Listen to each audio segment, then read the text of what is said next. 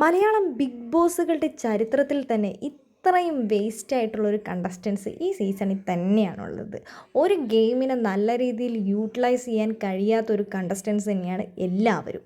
Big boss കൊടുത്ത task എന്ന് പറയുന്നത് റാങ്കിങ് ടാസ്ക് ആയിരുന്നു. 1 മുതൽ 19 വരെയുള്ള നമ്പേഴ്സ് ചൂസ് ചെയ്യുക എന്നതായിരുന്നു ആ ടാസ്ക് പറയുന്നത്. ആദിലയ്ക്കും നൂറയ്ക്കും അപ്പോൾ തന്നെ 7ൻ്റെ പണി കിട്ടുകയും ചെയ്തു. അവർ രണ്ടുപേരും ഒന്നല്ല, അവർ രണ്ടുപേരും സെപ്പറേറ്റ് ആയിട്ട് തന്നെ സംസാരിക്കണമെന്നായിരുന്നു.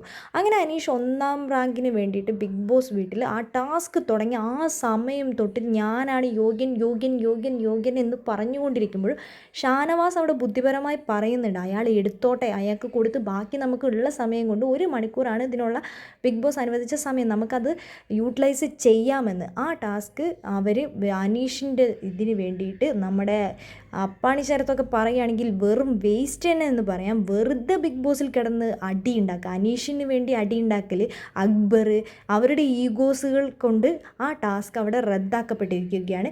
അതുകൊണ്ട് തന്നെ പണിപ്പുര ടാസ്കിൽ ഇനി ഈ ആഴ്ച 2 ടാസ്ക്കാണുള്ളത് പണിപ്പുരയിലേക്ക് പോകാൻ. അതിൽ 1ാമത്തെ ടാസ്ക് നമ്മുടെ ബിഗ് ബോസ് റദ്ദാക്കിയിരിക്കുകയാണ്.